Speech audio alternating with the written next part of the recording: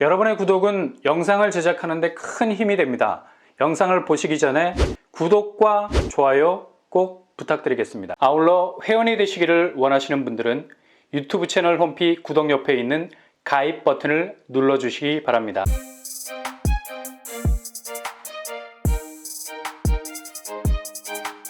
안녕하세요. 뻔뻔한 복덕바입니다. 간밤에 개인 소비자 지출 물가지수, 그러니까 PCE라고 부르죠. 상당히 난해한 약자인 것 같은데 아주 간단한 의미를 가지고 있죠.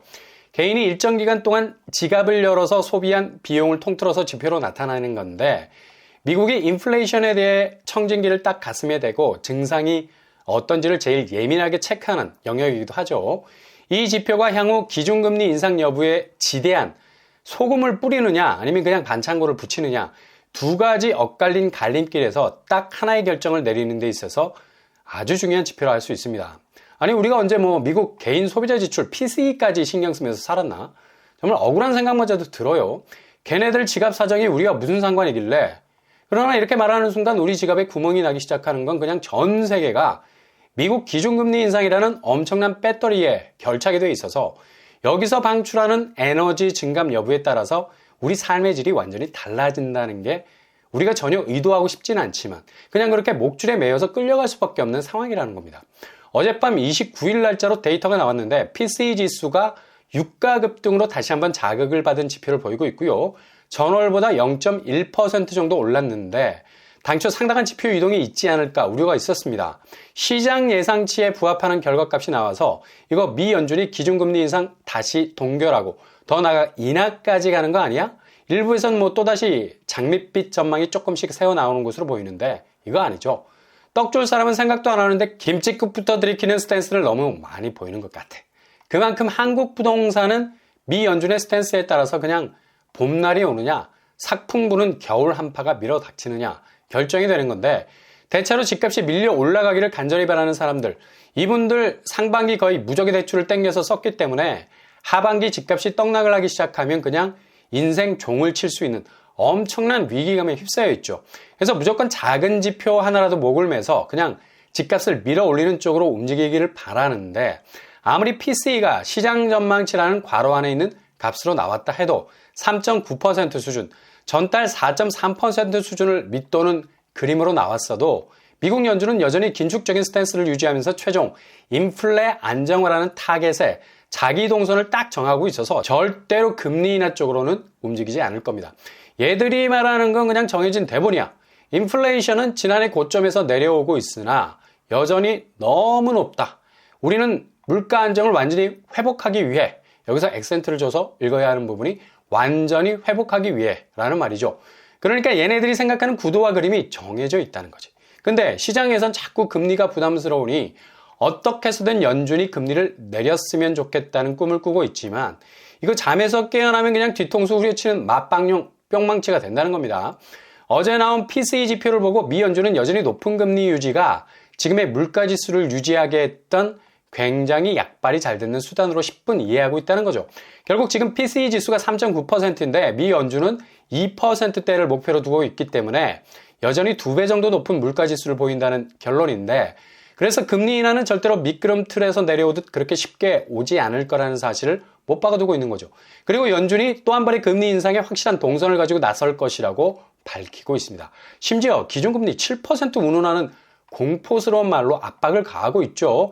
한 큐에 보낼 수 있다는 얘기도 심심치 않게 하고 있는 겁니다. 그러니 집값 상승에 대한 큰 꿈을 가진 분들에겐 이건 정말 뼈아픈 해석이 될 수밖에 없는 거예요. PCE 지수가 폭등하지 않은 것에 위안을 가지고 금리 변화가 있지 않을까 하는 추측은 망상에 지나지 않는다는 거고요. 특히 30대 영끌들 요즘 잠을 못 잔다고 해요. 저한테 얼마나 많은 하소연을 하는지 모릅니다. 상반기 풀로 땡긴 대출을 완전히 쳐낼 수 있는 집값 상승을 기대했는데 구축 위주로 접근을 하다 보니까 지금 서울 매매 시장 들여다보면 그냥 초토화잖아요. 원포인트 거래 가지고 언론이 띄우기를 해도 현장은 그냥 거의 멀티버스 대환장입니다. 집을 샀을 당시 나는 기뻐하고 있는데 이후 집값이 오르기를 기대하는 거의 가시방석에 있는 나를 발견하고, 끝내 집을 팔려고 하는 나는 거의 죽을 맛이라는 거고, 이렇게 수많은 자아가 그냥 집 한 채에 매달려서 시시각각 변하는 나를 보여주고 있는데 대체로 그 모든 장면들이 어둡다는 거지. 해피엔딩이 아니라 새드엔딩. 그냥 눈물 없이는 보지 못하는 엄청난 충격과 공포를 안겨주는, 이게 그냥 눈물만 훔치고 마는 멜로가 아니라 전기톱 들고 설치는 공포영화가 되고 마는 거지.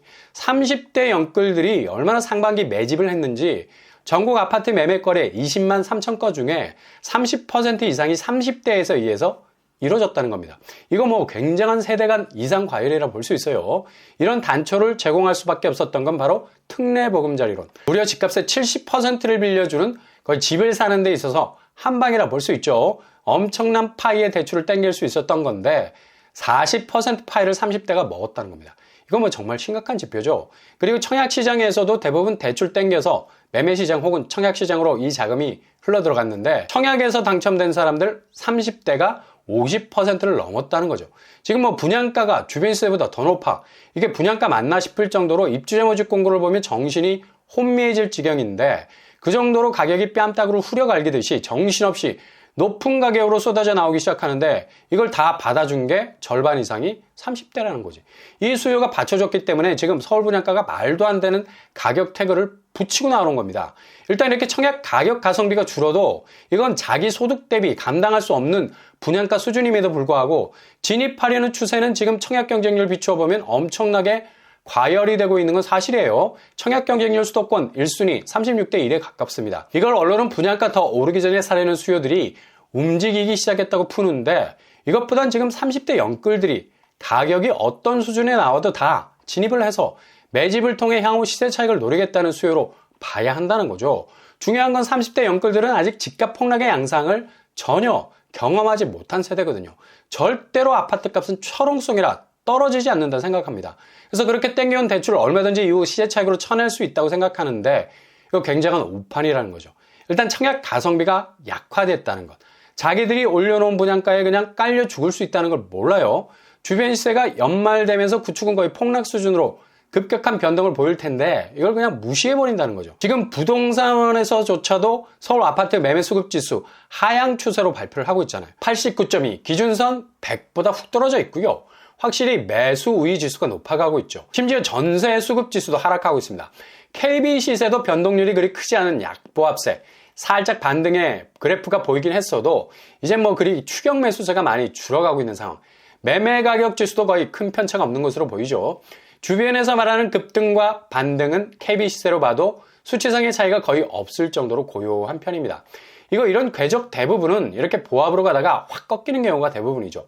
그러니 그동안 30대의 움직임이 상당히 위험해졌다는 얘기인데, 그러나 영끌들은 여전히 젊은 층을 중심으로 왕성하게 부동산 매집을 하고 있는 상황이죠. 어제 나온 국회 예산정책처 자료, 역전세 위기를 이미 끝난 것으로 말하는 분위기가 많던데 이걸 뒤집는 지표를 보여주고 있죠. 역전세 위험 지표는 60%, 그리고 깡통전세는 10%로 추산이 되고 있어요. 이거 충격입니다. 특히 경기 인천 쪽 아파트 역전세 위험은 거의 65만 호가 낌새를 확실하게 보이고 있다는 거죠. 갭 투자가 거의 폭탄을 맞을 운명에 처해 있는 겁니다. 근데 보증금 반환 대출 완화라는 문을 열어줘서 이들의 부채를 다시 연명하게 해주는 것도 거의 한계에 다다른 상황이고요. 아마 이 대출 완화도 곧 셧다운이 될 것 같습니다. 그러니 매물 증가세 보세요. 서울은 넣었다 뺐다 뺐다 넣었다 미친 듯이 수치가 오르락내리락 하고 있습니다. 이거 진짜 거의 미칠 지경이란 얘기죠. 결국은 이 모든 상황에 백기를 들 수밖에 없는 항복 매물이 8만 건까지 쏟아져 나오게 될 겁니다. 왜? 거래량이 좀처럼 늘지 않거든. 결국 추석 이후 부동산 시장은 엄청난 변곡점 선상에 딱 와 있는 그 중심, 그 센터에서 확실히 선이 굵은 분기점을 만들어낼 것은 확실해 보입니다. 그러니 시장 상황 잘 살피셔서 움직이실 수 있기를 바랍니다.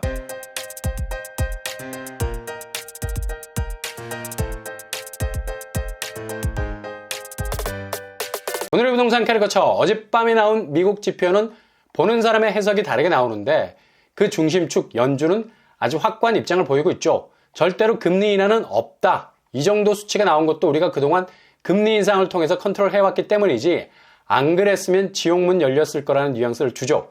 그러니 계속해서 마이웨이를 가겠다는 겁니다. 추석 이후 지표는 가장 드라마틱한 모습을 보이게 될 것 같습니다. 오늘도 응원합니다. 여러분의 길이 꽃길만 되실 수 있길 바랍니다. 이상으로 뻔뻔한 복덕발 마치겠습니다. 구독과 좋아요 부탁드립니다. 감사합니다.